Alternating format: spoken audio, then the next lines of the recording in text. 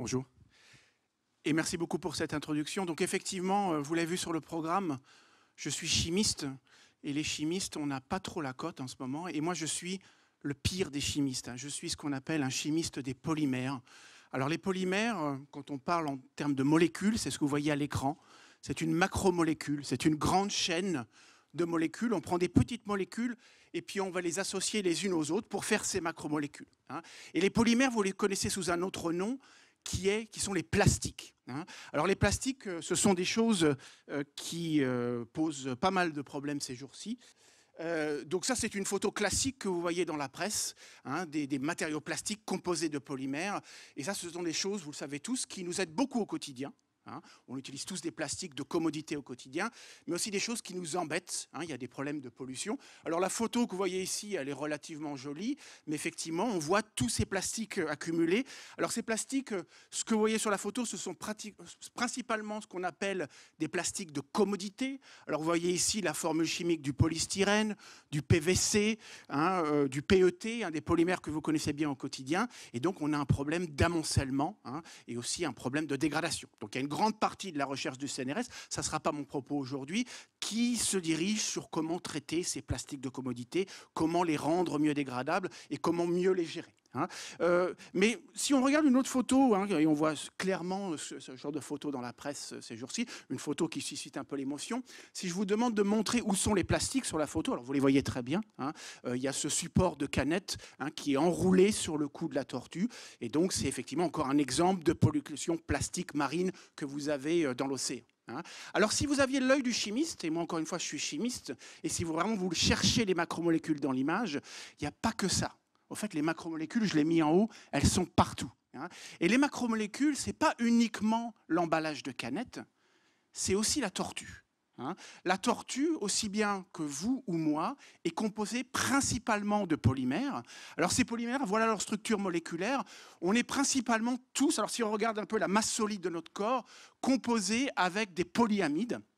C'est ce que vous avez sur la gauche. Alors les polyamides, ils ont un autre nom, ces polyamides-là, on les appelle protéines.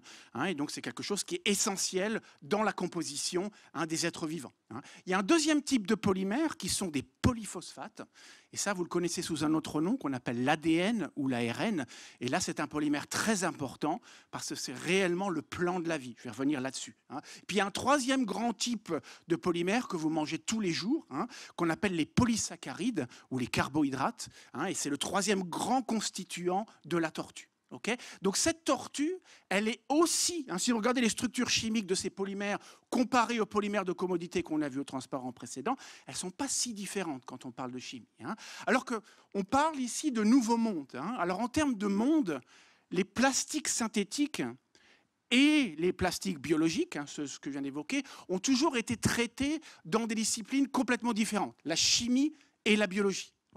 Alors, ce que je vais vous montrer aujourd'hui, c'est que ces frontières entre la chimie et la biologie, elles commencent à s'effondrer, ou tout du moins, elles deviennent relativement poreuses. Alors, pour ça, je vais faire un petit peu d'histoire et vous montrer l'évolution des polymères synthétiques. Alors, pour information, les polymères, l'humain sait en faire depuis 100 ans. Vous avez sur ce transparent une photo de Hermann Staudinger. Il a eu le prix Nobel pour la découverte des macromolécules. C'était la première fois qu'il a utilisé le mot macromolécule, c'était en 1920. Donc l'an prochain, on fêtera le 100e anniversaire de la découverte, il y avait des exemples avant, des macromolécules. Et depuis 100 ans, ce qu'on fait, on fait ces fameux polymères de commodité. C'est ce que je vous ai montré sur l'image, ces plastiques qui s'accumulent, qu'on retrouve dans les océans ou dans les décharges, etc. Mais il n'y a pas que ça. Ces plastiques de commodité, c'est une des facettes très visibles, très embêtantes de la science des polymères, mais il y a aussi déjà d'autres générations de plastiques ou de polymères qui existent. La deuxième, c'est ce qu'on appelle les polymères de spécialité. Alors un polymère de spécialité, là, on parle d'une classe de polymères qui est beaucoup moins visible, beaucoup moins décriée dans la presse. Les polymères de spécialité, c'est des choses qu'on fait en beaucoup moins grande quantité que les polymères de commodité, mais qui nous aident tous les jours. Hein. Alors, c'est les polymères que vous avez dans vos téléphones portables, c'est les polymères qui vous aident à gérer votre énergie dans des batteries, c'est des polymères qui vont vous aider peut-être à avoir une meilleure circulation de l'insuline quand vous faites une injection lorsque vous êtes diabétique, des polymères qui vont vous aider pour avoir un agent de contraste quand vous avez par exemple une session d'imagerie médicale à faire pour voir si vous êtes malade ou non, hein, des polymères qu'on utilise aussi pour filtrer l'eau, pour purifier l'eau tous les jours. Donc en gros, ce sont des polymères moins visibles, mais c'est des polymères qui vous sauvent la vie. Okay. Et une des choses qu'il faut clamer haut et fort, c'est que si l'espérance de vie a augmenté d'à peu près 20 ans depuis la Seconde Guerre mondiale, c'est principalement, ou beaucoup, grâce à la chimie et grâce à ces polymères de spécialité. Mais ce que je voudrais montrer aujourd'hui, c'est autre chose. Il y a une autre classe de polymères qui émerge depuis à peu près une vingtaine d'années, et ceux-là, on les appelle les polymères de précision. Okay. Donc ça, c'est un peu nouveau. On travaille là-dessus au CNRS. Les polymères de précision, c'est justement ce que je viens de vous montrer. C'est essayer de faire des polymères synthétiques qui sont aussi raffinés en termes de propriétés ou de structure moléculaire que les protéines ou l'ADN ou tous les polymères biologiques que je viens d'évoquer. Alors pour comprendre pourquoi la nature est peut-être un peu mieux que nos plastiques et que nos polymères humains, il faut parler un petit peu du langage de la vie. Et en fait, le langage de la vie, alors une fois, je l'ai dit au début, encore une fois, un polymère est fabriqué avec des monomères, des petites molécules qu'on va associer les unes aux autres pour former une chaîne macromoléculaire. Alors vous pourriez imaginer que toute la diversité du vivant, toutes les espèces que vous connaissez sur Terre, soient fabriquées avec un grand nombre de monomères. En fait, on pourrait imaginer qu'il en faut au moins 10 000 ou quelque chose comme ça, ce n'est pas le cas. La nature n'utilise pas 10 000 monomères, elle n'en utilise pas 1000, elle n'en utilise pas 100, elle crée toute la diversité du vivant avec 25, 26, 27 monomères. Okay. Donc, concept extrêmement puissant. 4 monomères que vous connaissez très bien, les lettres ATGC, ce sont les 4 briques de base qui vont composer la chaîne d'ADN qui va déterminer le code génétique, votre génome, et encore une fois, si vous êtes une tortue, une fourmi, une bactérie, une plante ou un être humain. Okay. Et alors, bien sûr, je fais des gros raccourcis en termes de biologie, mais ces 4 lettres vont guider la synthèse d'un autre polymère, ces fameux polyamides, les protéines. Et là, on a un autre langage de 21 monomères. Alors, vous connaissez très bien le nom, c'est ce qu'on appelle les acides aminés. Et donc, avec ces 21, seulement 21, alors 20, 21, ça dépend du type d'organisme, avec ces 21 acides aminés, on va faire toutes les protéines qui vont composer le corps des êtres vivants tels qu'on les connaît sur Terre. Alors là, on a toute une batterie de propriétés qui sont très différentes. Ça peut être du transport d'oxygène, comme dans le cas de la myoglobine, ça peut être des muscles, ça peut être des phénomènes d'adhésion, ça peut être de la photosynthèse, ça peut être de la fluorescence. Avec ce tout petit catalogue de monomères, on crée un grand nombre de propriétés. Et bien souvent, ces propriétés sont beaucoup plus efficaces que ce que nous, chimistes, savons faire dans notre laboratoire. Alors là, il faut s'interroger en termes conceptuels pour savoir si on fait les choses comme il faut. Alors, quel est le secret de la nature? Pourquoi la nature peut utiliser si peu de monomères pour créer des propriétés aussi variées? Alors, si vous prenez une de mes protéines préférées, la myoglobine, là, c'est un petit objet, et celui-ci, il est composé d'une seule chaîne de polymères. Et au fait, c'est la structure du polymère, le repliement de la molécule qui va créer une petite machine fonctionnelle qui donne une fonction à cette protéine, en l'occurrence le transport d'oxygène.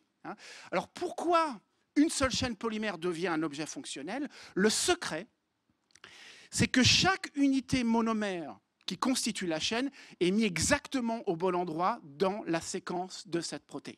Okay. Alors ça, c'est un concept qui est très fort. Si on compare un petit peu à ce que nous faisons, chimistes des polymères, depuis 100 ans. Et on va parler un petit peu, alors je vais garder cette analogie entre le langage et la chimie. Okay, les monomères, c'est un petit peu les lettres de l'alphabet qu'on utilise pour faire nos polymères. Donc rappelez-vous, il y en a 4 pour l'ADN, il y en a 21 pour les protéines. Quand on parle de polymères synthétiques, ce qu'on fait grosso modo depuis 100 ans, c'est ça. C'est ce qu'on appelle un homopolymère. Je n'ai pas 21 lettres, comme dans le cas des acides aminés, j'en ai qu'une, alors appelons-la A. Et le chimiste, ce qu'il va faire, il va répéter cette lettre A n fois pour créer une chaîne de polymères. Ce type de polymère-là, ça représente 99,9999% des polymères que l'on fabrique sur Terre à l'heure actuelle. Okay, alors c'est très efficace, hein. Le polystyrène, le polyéthylène, c'est ce genre de concept. Il y a des propriétés très bonnes, des très bonnes propriétés mécaniques, mais en termes de syntaxe moléculaire, on est bien loin de la finesse de la biologie, hein. Alors deuxième concept que le chimiste des polymères sait faire, on le dérive à peu près depuis la fin de la Seconde Guerre mondiale, c'est ce qu'on appelle une copolymérisation. On ne va pas prendre un monomère, mais deux, alors appelons-les A et B, et on va les mettre ensemble dans une chaîne. Okay, alors si le polymère A était un peu plus dur, par exemple, le polymère B un peu plus mou, on va pouvoir créer une moyenne de propriétés et avoir un polymère intermédiaire. Mais dans la plupart des cas, on a ce qu'on appelle une copolymérisation aléatoire. C'est-à-dire que je n'ai pas un langage, comme dans le cas des acides nucléiques ou dans le cas des protéines, je vais avoir quelque chose qui se met aléatoirement dans la chaîne pour avoir une moyenne de propriétés. L'industrie aime beaucoup, on a beaucoup de matériaux qui nous entourent fabriqués sur ce concept, mais encore une fois, en termes de syntaxe moléculaire, on est à 1000 lieues, hein, de la biologie. Et troisième et dernier grand concept que l'on étudie, hein, depuis à peu près 1952, c'est ce qu'on appelle des polymères à bloc.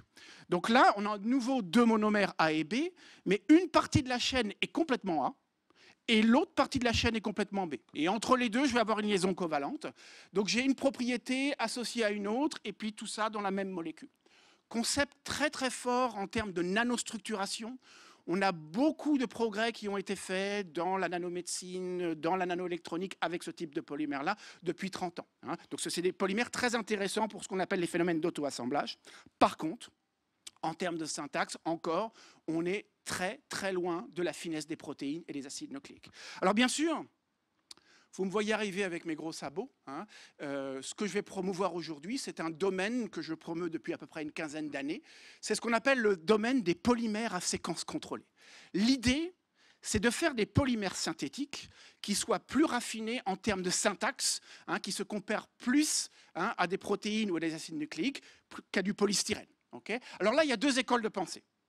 La première, c'est de se dire, OK, la nature a résolu le problème, on a les protéines, on a de l'ADN, pourquoi ne tout pas simplement faire des matériaux de commodité avec ce type de polymère? Alors ça, il y a des gens qui ont pensé à ça depuis quelque temps.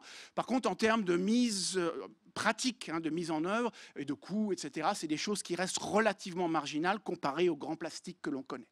Et la deuxième école de pensée, à laquelle j'adhère plus, c'est de se dire, regardons toute la chimiodiversité que le chimiste peut faire, toutes les réactions que nous connaissons, toutes les molécules que nous connaissons, pour créer des polymères à séquence contrôlée, donc qui ne soient absolument pas naturels, absolument pas biologiques, mais qui soient aussi raffinés que les macromolécules naturelles.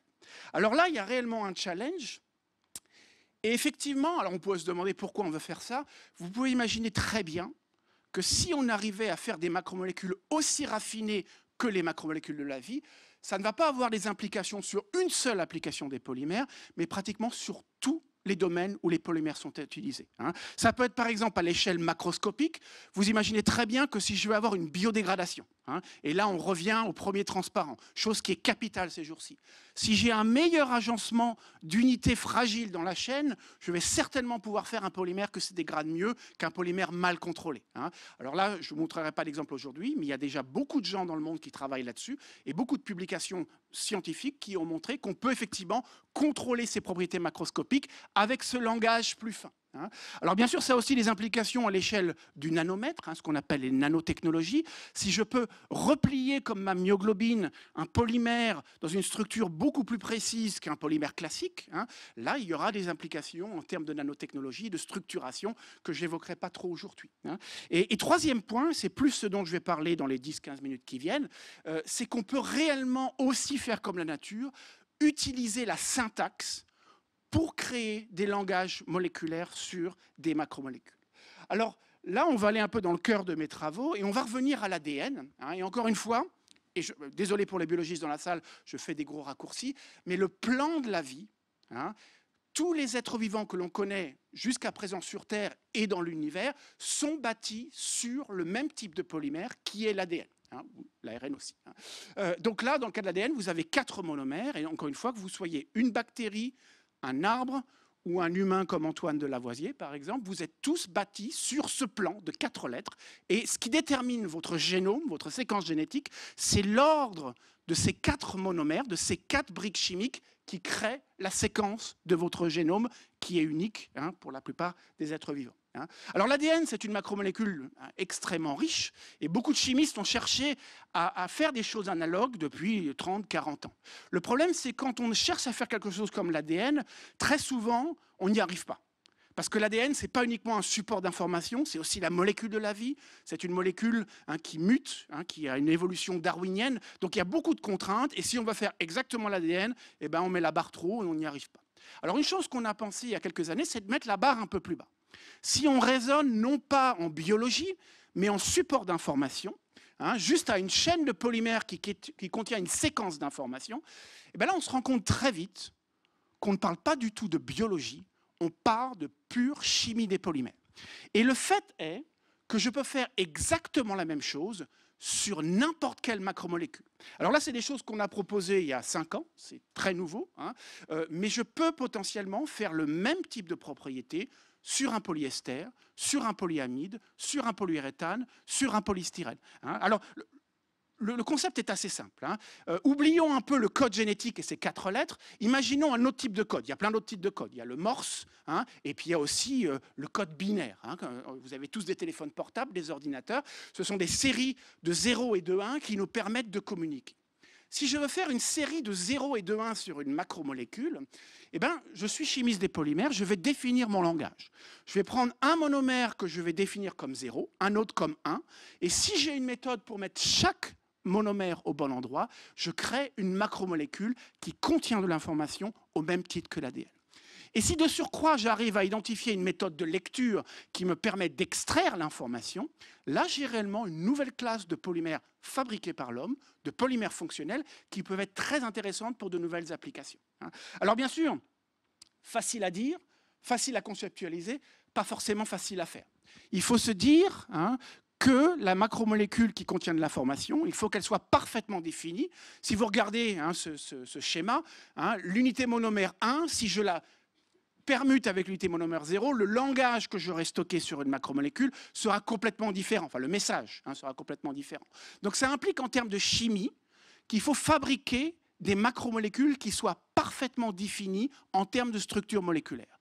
Chose qu'on ne sait en général pas faire. Les plastiques, en général, toutes les molécules sont un peu différentes, un peu plus longues, un peu plus courtes, la composition est un peu différente. Donc il faut, là il y avait un cahier des charges assez important, trouver des méthodes pour faire différentes choses. Comment on écrit sur une macromolécule?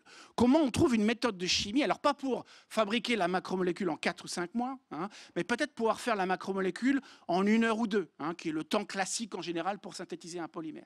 Comment je fais pour extraire l'information? Comment je trouve une méthode analytique pour sortir l'information d'une molécule et pouvoir la lire et la décrypter? Et puis aussi une chose que je vous montrerai aujourd'hui, c'est comment on peut aussi utiliser, encore une fois, toute la diversité de la chimie pour créer des propriétés que vous ne pourriez pas faire avec des polymères naturels. Par exemple, effacer de l'information, essayer de mélanger de l'information, de modifier de l'information, ça c'est des choses qui seraient plus dures à faire avec des protéines ou de l'ADN. Et je vais vous montrer qu'avec des chimies, par exemple de type dynamique, on peut faire des choses qui peuvent être manipulées. Alors ça sera un petit peu le plan de ce que je vais montrer dans les 5 prochaines minutes. Je vais vous montrer brièvement comment on écrit, comment on forme ces macromolécules d'information, comment on les lit et comment on les efface. Et puis, s'il me reste 1 minute ou 2, on parlera d'application de ce nouveau type de polymère. Alors, j'imagine qu'il y a très peu de chimistes dans la salle. Alors, je ne vais pas vous barber avec de la chimie. Ne partez pas, il n'y aura pas d'équation, il n'y aura pas de formule. Donc, juste ce transparent pour vous dire que en général, on a différents outils pour faire des polymères et il y a 2 grands types d'outils, ce qu'on appelle les polycondensations, alors c'est un peu technique, et les polymérisations en chaîne. Et encore une fois, 99,9% des polymères qu'on fait sur Terre sont faits par ces méthodes. Mais elles ne permettent pas de contrôler finement la structure chimique du polymère. Donc nous, ce qu'on fait, c'est qu'on utilise un 3e grand type d'outil qui est moins connu, c'est ce qu'on appelle les chimies multi-étapes. On va synthétiser en mettant les monomères un par un pour créer la séquence d'informations. Alors ça, c'est des choses, je ne vais pas du tout rentrer dans les détails techniques, c'est des choses qui se font bien à l'échelle du laboratoire. Donc on utilise différents types de techniques. Il y en a une qui est assez connue, qui est la chimie en phase solide. Bruce Merrifield a eu le prix Nobel pour ça dans les années 60, pour la synthèse des peptides. Et ce sont des techniques qu'on utilise pour la synthèse de polymères non naturels. Alors vous avez ici, après 4-5 ans de recherche, un transparent qui vous montre que oui, on y arrive. Et là, vous avez une chimiothèque de ce qu'on appelle maintenant des polymères numériques. Alors tous les polymères que vous voyez ici sont parfaitement contrôlés en termes de structure moléculaire et ils contiennent tous un langage binaire. Okay, je vais vous expliquer un petit peu comment ça marche. Alors vous verrez que beaucoup de ces polymères sont brevetés avec le CNRS, parce qu'il y a déjà des applications très intéressantes qui émergent sur ce type de polymère-là. Alors, pour vous montrer comment c'est fait, j'ai mis un transparent de chimie. Et je m'excuse pour ceux qui sont complètement allergiques à la chimie, mais ça va aller très vite. Alors, comment on fait la chimie? On va prendre, comme je vous l'ai dit, deux monomères. Ce sont ces deux-là. Un que je définis comme 0, un que je définis comme 1. Si vous avez des souvenirs du lycée et de la chimie, regardez la différence, elle est là. Ici, j'ai deux petits groupements méthyl, CH3, et c'est ça, alors c'est moi qui définis le code, c'est le chimiste qui définit le code, c'est ça que je vais appeler un 1.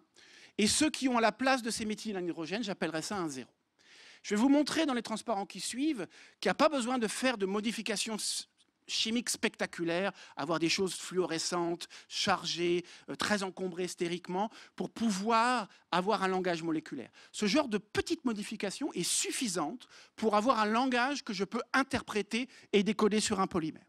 Alors, je tiens à préciser que ces monomères n'ont rien à voir avec la nature. Ça n'a rien à voir avec l'ADN, ça n'a rien à voir avec les protéines. Ce sont nos propres briques de base. Et après, notre travail, c'est de commencer à les installer une par une pour former des séquences d'informations. Alors, on commence toujours à la main. On est chimiste, on travaille dans des Sorbonne, et puis les étudiants commencent à faire ces opérations chimiques pour créer ces polymères. Alors, ça prend un petit peu de temps. Quand on le fait à la main, on fait en général pas un polymère très long. Et donc, quand on veut vraiment faire des grandes macromolécules d'information, on utilise d'autres outils qui sont des chimies robotisées. Là, on utilise des plateformes de synthèse qui vont remplacer l'humain et qui vont permettre de faire toutes ces opérations chimiques successives de manière robotisée et rapide. Alors là, vous avez un exemple de polymère relativement long. Et je suis toujours assez fier de ce transparent-là. C'est quelque chose qu'on a publié maintenant 4 ans. Vous avez ici un polymère avec 107 unités monomères et chaque unité est au bon endroit. Alors ici, on a codé le polymère avec le langage ASCII. Alors, moi, je ne revendique rien en termes d'informatique. Je ne suis pas du tout informaticien, je suis chimiste. Donc, on a pris des choses très, très connues et très, très simples. Le code ASCII, vous connaissez les octets. Un octet contient 8 symboles 0 et 1 qui va définir une lettre de votre clavier. Si vous regardez la séquence ici, les 8 premiers monomères vont définir un M majuscule, les 8 monomères suivants un petit a, les 8 monomères suivants un petit c, et vous pouvez lire, on a écrit le mot macromolécule à l'échelle moléculaire sur un polymère synthétique. À ma connaissance, c'est le premier exemple de message textuel stocké sur une macromolécule à l'échelle moléculaire.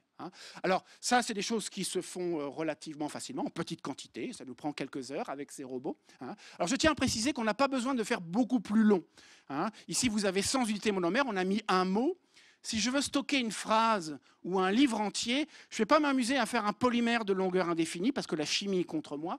Je vais plutôt en général faire des chimiothèques de chaînes différentes, ça je vais le montrer plus tard dans l'exposé, et organiser ces chaînes dans l'espace, en 2D ou en 3D, pour créer quelque chose qui ressemble à une mémoire. Okay, mais en termes de chimie, on peut arriver à cette taille de chaîne en utilisant ce type de robot. Alors bien sûr, il y a une autre astuce, c'est que je vous ai dit qu'on peut utiliser 2 monomères pour avoir un 0 et un 1, mais rien ne m'empêche d'en avoir plus. Je peux en avoir 4 comme dans le cas de l'ADN. Dans ce cas-là, je stocke sur un monomère la diade 0,0, sur l'autre 0,1, sur l'autre 1,0 et sur l'autre 1,1. J'ai toutes les possibilités et donc je vais pouvoir faire du code binaire avec 4 monomères. Résultat des courses, je vais mettre plus d'informations dans une chaîne plus courte.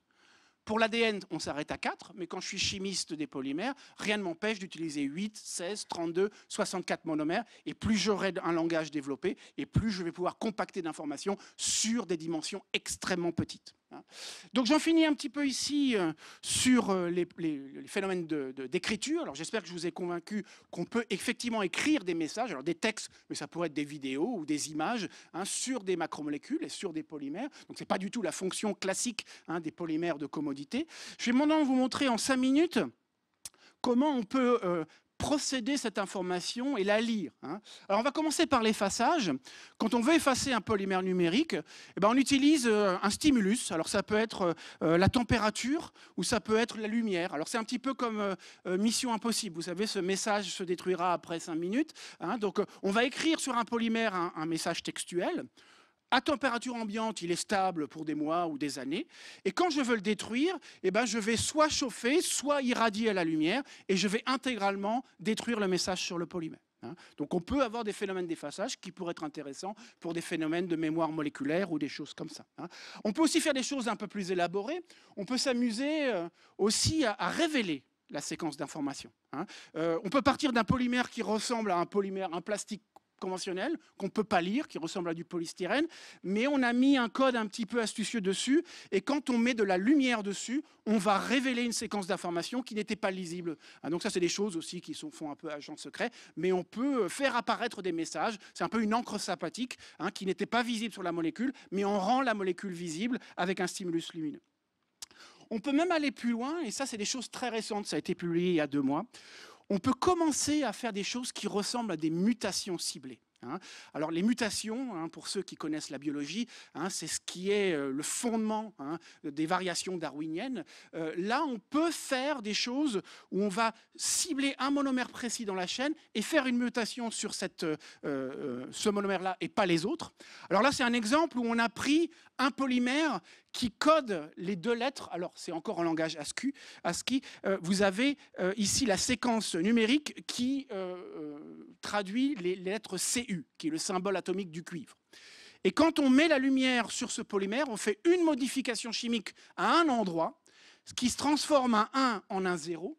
Et là, on transforme cette séquence de CU en AU, hein. Donc ce qu'on a fait, c'est qu'on a fait un petit peu de l'alchimie numérique, hein. On n'a pas réellement transformé le cuivre en or, hein, je vous rassure, mais on l'a fait de manière virtuelle sur une molécule, hein. Donc le message inclus sur la molécule était CU, je mets de la lumière, je change le message et je peux faire quelque chose, hein, maintenant le message qui correspond à l'élément chimique de l'or, hein. Je vous rappelle, pour ceux qui ne le savent pas, que l'année 2019, c'est l'année du tableau périodique des éléments. C'est l'UNESCO qui a décrété qu'on devait célébrer Mendeleïev, donc c'était un peu notre manière de chimiste de célébrer un petit peu le fait qu'on pouvait changer un élément en un autre. Je vais parler peut-être maintenant 2 minutes de la lecture, hein. Donc, vous avez vu qu'on peut écrire de l'information, on peut la manipuler, on peut l'effacer, on peut la révéler. Comment on fait pour lire? Pour ça, on utilise des méthodes de lecture qu'on appelle des méthodes de séquençage. Et ça, vous en avez entendu parler, hein. Le séquençage du génome humain, le séquençage des protéines, c'est des choses qu'on sait faire depuis une vingtaine d'années, un peu plus longtemps que ça d'ailleurs, hein, mais en tout cas démocratisé depuis une vingtaine d'années. En fait, ça n'avait jamais été fait sur des polymères synthétiques, donc il a fallu un peu réadapter tous ces outils. Et tout ça, je tiens à préciser que ce sont des collaborations. Je ne parlerai pas des aspects techniques, hein, mais avec des collaborations avec des chimistes analytiques, on peut lire le message sur les macromolécules, hein. Alors, vous avez par exemple ici la technique qu'on utilise le plus, qui s'appelle la spectrométrie de masse en tandem. Je ne parlerai que de celle-là aujourd'hui.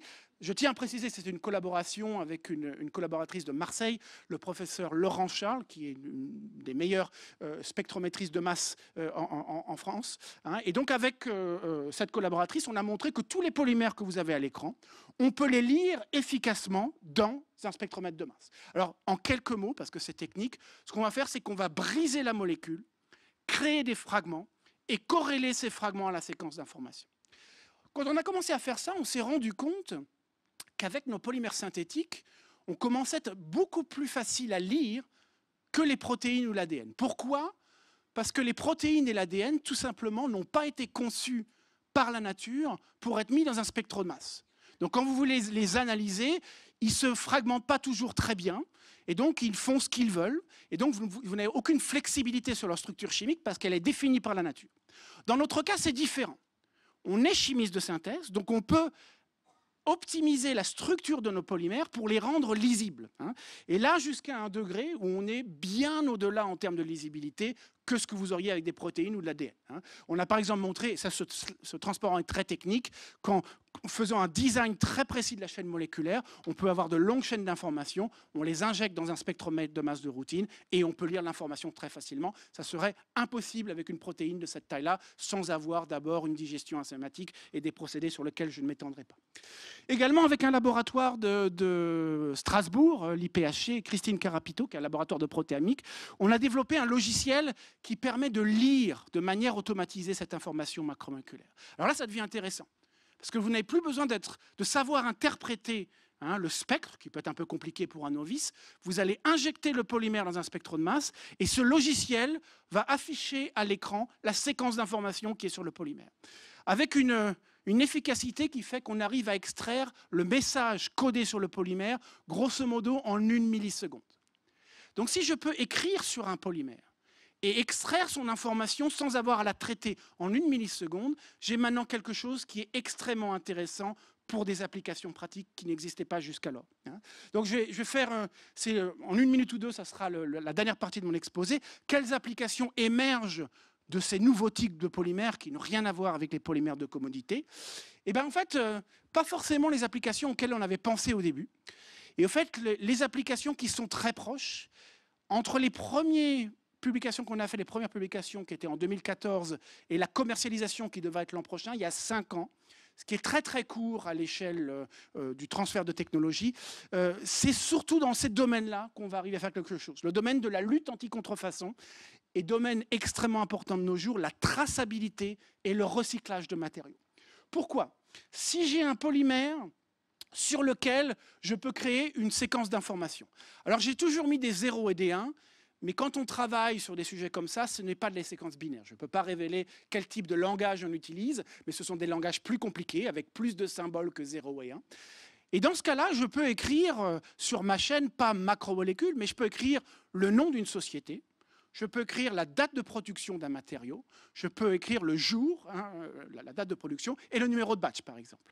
Et après, j'ai un polymère que je peux utiliser à l'état de trace. Donc là, c'est des toutes petites quantités, ce n'est pas des tonnes comme dans le cas du polystyrène, on travaille sur des ppm, que je peux aller mélanger dans un matériau. Alors ça peut être un billet de banque, mais ça peut être beaucoup d'autres choses. Et on a montré qu'on peut mettre ça, par exemple, dans du bois, dans différents types de plastique, dans de l'impression 3D, et même dans des êtres vivants, dans des implants, par exemple des implants intraoculaires ou des implants intravasculaires. C'était une collaboration avec Didier Le Tourneur à l'INSERM à Paris. Et donc là, on a quelque chose d'extrêmement intéressant, parce que cette trace moléculaire, ça permet d'identifier, je vais ensuite l'extraire et la lire, je vous ai montré comment on le faisait, et donc là, on a des choses qui peuvent être très intéressantes. Rappelez-vous, par exemple, qu'on a vu un gros problème de santé publique avec des implants mammaires il y a quelques années. Comment je fais pour prouver qu'un implant qui a été 5 ans dans le corps humain est un vrai ou une contrefaçon, si j'ai plus d'emballage, si je n'ai plus de traces? Et bien, ce genre de choses-là, ce genre de polymères qui résistent beaucoup aux procédés et à des conditions d'utilisation, sont une étiquette que j'utilise à l'échelle moléculaire dans mon matériau. Alors, il y a bien sûr d'autres applications dans le domaine du stockage de données. Alors, bien sûr, si vous écrivez sur une macromolécule, vous êtes à une dimension qui est plus petite que ce que vous avez sur un disque dur classique ou sur une mémoire classique. Ceci étant dit, je ne vous vendrai pas aujourd'hui qu'on va faire des ordinateurs ou des mémoires basées sur ces polymères dans les 10 prochaines années, car c'est des choses qui techniquement ne sont pas du tout, ne peuvent pas rivaliser encore avec l'informatique moderne. Par contre, sur des notions d'archives ou de stockage sur le long terme, on a peu de solutions pour stocker des informations pour 100, 1000 ans, 10 000 ans ou 1 million d'années. On a vu en début d'exposé que les polymères se dégradaient très mal dans les océans. Alors c'est une propriété qui nous embête au quotidien, mais peut-être que pour stocker sur de très longues périodes de temps, ces polymères qui ne se dégradent pas permettraient d'avoir des archives moléculaires où on peut stocker de l'information. Donc voilà, on fait ce genre de choses-là. Ça, c'est des exemples. On fait beaucoup de nanostructuration de ces chaînes en 2D et en 3D. Vous avez ici un exemple d'une chimiothèque de polymères qui contient une citation d'un chimiste que vous connaissez peut-être, Marcellin Berthelot. Il est enterré au Panthéon. Sa femme aussi. C'était la première femme enterrée au Panthéon. Je rappelle toujours, bien avant Marie Curie. Donc si vous n'avez rien à faire ce week-end, allez voir Marcellin Berthelot. Et donc on a pu stocker, par exemple, une citation en faisant des matériaux, un nanostructuré contenant ces polymères. Je finirai sur une note philosophique. Donc j'espère vous avoir convaincu que l'on peut écrire, stocker, manipuler, et lire de l'information sur des polymères synthétiques. Ceci va avoir à l'avenir aussi des implications dans le domaine de la vie artificielle. Alors pas dans le domaine de l'intelligence artificielle, de la vie artificielle. Hein. Je vous rappelle, c'était le message du début de la conférence, nous sommes tous des machines polymères. Hein. Nous sommes opérés, nous sommes animés par de l'ADN et des protéines. Hein. Et si vous regardez un petit peu l'évolution, hein, ces machines de polymères sont arrivées à concevoir leurs propres polymères il y a à peu près 100-200 ans. Et petit à petit, on se rend compte qu'on arrive à rendre ces polymères synthétiques aussi élaborés que les polymères biologiques. Donc, est-ce que cela va conduire un jour à une abiogénèse induite par l'homme? C'est des questions qui sont déjà posées par beaucoup de gens. Alors, il y a encore beaucoup de verrous à ouvrir. Pas uniquement stocker de l'information, transférer l'information d'une molécule à une autre, faire des mutations pour aussi faire une évolution darwinienne et puis créer des métabolismes artificiels. Beaucoup de choses encore à développer. Certainement pas terminé aujourd'hui, le jour du 80e anniversaire du CNRS. Mais peut-être que si je reviens pour la masterclass du 100e anniversaire, j'aurai peut-être des choses à évoquer sur ce sujet-là aussi. Je vous remercie pour votre attention.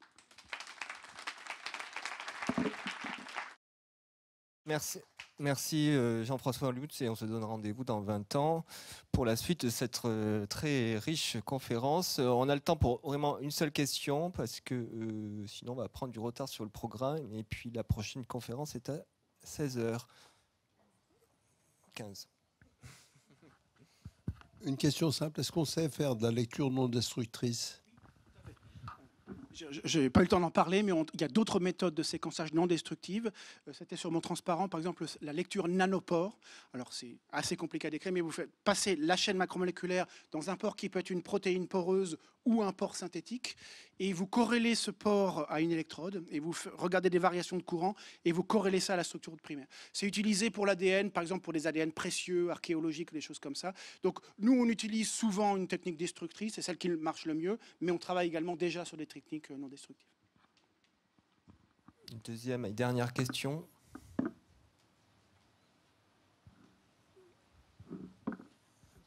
Voilà, le micro arrive. Ça serait pour savoir en quel niveau d'études on étudie ce genre de choses. Parce que je suis en terminale STL et c'est vrai que ça m'a intéressé. Et du coup, voilà, je me demandais quelle étude il faudrait faire et si les STL ont accès, parce que c'est assez... Oui. Alors, il faut avoir des notions de chimie. Hein, en général, c'est quand même, en termes techniques et en termes de bagage scientifique, les premières personnes qui viennent dans mon laboratoire, c'est au niveau licence en général. Hein, licence, master, puis doctorat, bien sûr, et post-doctorat. Au niveau lycée, c'est difficile parce qu'il y a quand même des choses, il faut apprendre, avoir fait en chimie, avoir un peu acquis comment manipuler des réactifs chimiques, des notions de sécurité, etc., avant de se lancer dans le grand bain. Mais en général, voilà, 2-3 ans d'études après le bac, on peut faire au moins des stages en chimie de synthèse et regarder comment ce type de matériaux fonctionne et sont synthétisés. Donc en licence chimie, tout simplement. Licence chimie, tout simplement. Okay. Eh bien, merci beaucoup Jean-François Lutz. Et puis...